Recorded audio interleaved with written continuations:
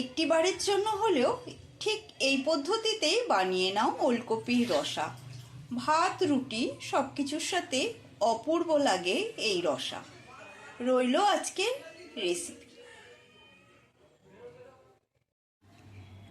আজকে বানাবো ওলকপির রসা। তার জন্য এখানে নিয়েছি 3টে ওলকপি আর নিয়েছি 2টো আলু।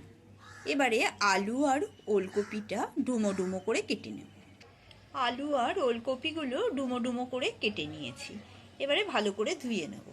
গ্যাসে কড়াই বসিয়েছি। কড়াইয়ের মধ্যে 3 চামচ মতো সর্ষের তেল দিয়ে দিচ্ছি।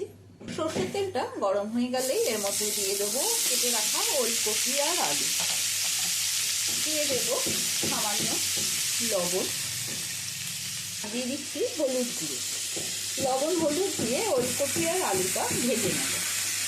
ওলকপি আর আলুগুলো ভাজা হয়ে গেছে, এবারে তুলে দিচ্ছি। ওলকপি আর আলুটা তুলে নেওয়ার পরে আবারও 3 চামচ মতো তেল দিয়ে দিচ্ছি, সর্ষের তেল। তেলের মধ্যে ফোড়ন দিয়ে দিচ্ছি গোটা জিরে, একটা শুকনো লঙ্কা আর একটা তেজপাতা। ফোড়নটা ভালো করে নেড়ে চেড়ে নেব। ফোড়নের থেকে সুন্দর গন্ধ বেরোলে এর মধ্যে দিয়ে দেব একটা মাঝারি সাইজের পেঁয়াজ কুচি। পেঁয়াজ কুচিটা ভেজে নেব।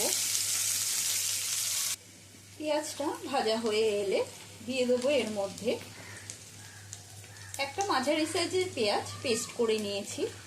পেঁয়াজের পেস্টটা দিয়ে দিলাম। পেঁয়াজের পেস্টটা দিয়েও নেড়ে ছেড়ে নেব পেঁয়াজের রসটা যতক্ষণ না শুকিয়ে যাচ্ছে। পেঁয়াজটা ভাজা ভাজা হয়ে এলে এবারে এর মধ্যে দিয়ে দেবো আমি, এখানে আছে 1/2 ইঞ্চি আদা, 2 কোয়া রসুন আর 3টে কাঁচা লঙ্কা একসাথে পেস্ট করে নিয়েছি। এটা দিয়েও ভালো করে মিশিয়ে নেব।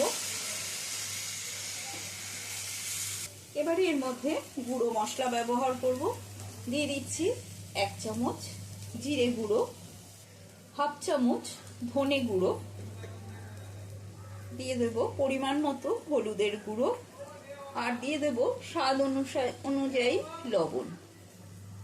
সমস্ত মশলা দেওয়ার পরে দিয়ে দিচ্ছি জল। জলটা দেওয়ার পরে দিয়ে দিচ্ছি 1/2 চামচ কাশ্মীরি লঙ্কার গুঁড়ো। সমস্ত মশলা দিয়ে ভালো করে কষিয়ে নিতে হবে। মশলা যত কষাবে রান্নার স্বাদও তত বাড়বে। গ্যাসের স্টিমটা লো টু মিডিয়ামে রেখেছি, রেখে মশলাটা কষিয়ে নেব। মশলাটা প্রায় কষানো হয়ে এসছে। এবারে আমি এর মধ্যে দিয়ে দেবো ভেজে রাখা আলু আর ওলকপিটা। আলু ওলকপিটা দিয়েও মশলার সাথে ভালো করে মিশিয়ে নেব। মিশিয়ে আবারও কিছুক্ষণ কষিয়ে নেব। এর মধ্যে দিয়ে দেব আবারও সামান্য জল দিয়ে দিলাম। একটু এরকম জল দিয়ে দিয়ে কষাবো। দিয়ে দেবো এর মধ্যে কিছুটা মটরশুঁটি।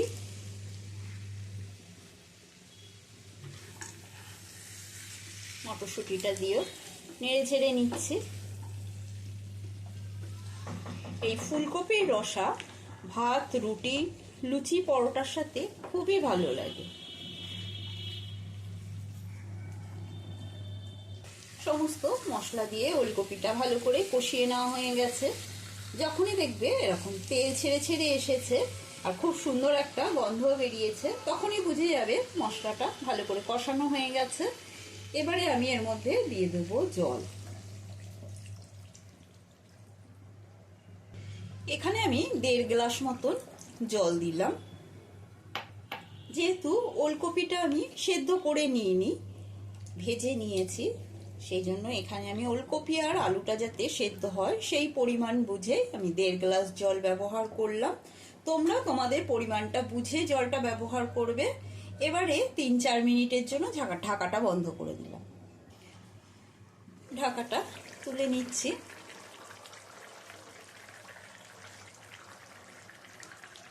তুলে নিয়ে এবার একটু নেড়ে ছেড়ে নিচ্ছি। এর মধ্যে আবারও কিছুটা লবণ দিয়ে দিলাম। তখন এই লবণের পরিমাণটা কম দেওয়া হয়ে গেছিল।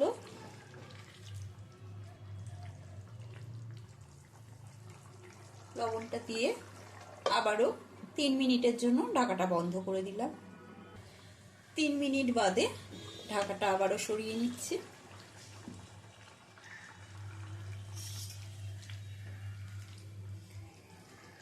ভালো করে নেড়ে চেড়ে নিলাম। দেখি ওলকপিটা সেদ্ধ হয়েছে কিনা। একদম সেদ্ধ হয়ে গেছে, আলুটাও সেদ্ধ হয়ে গেছে। এবারে আমি এর মধ্যে দিয়ে দেব গরম মশলার গুঁড়ো। এই গরম মশলাটা আমি নিজে বাড়িতে বানিয়েছি। এর মধ্যে আছে 3টে ছোট এলাচ, 3টে লবঙ্গ আর একটা একটু বড় সাইজের দারচিনি। সমস্ত কিছু মিক্সারের মধ্যে দিয়ে গুঁড়ো করে নিয়েছি।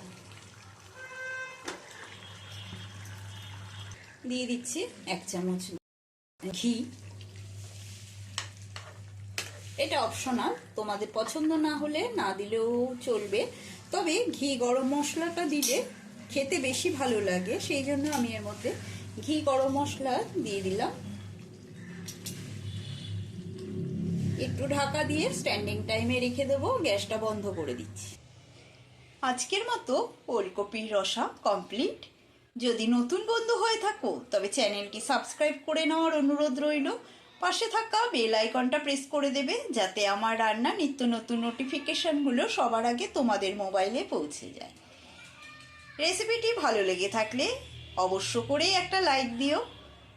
কমেন্ট করে জানাবে রেসিপিটি তোমাদের কেমন লাগলো। আজকের মতন এই পর্যন্ত। আবারও নতুন কোনো রেসিপি নিয়ে হাজির হব। সুস্থ থাকবে, ভালো থাকবে। ধন্যবাদ।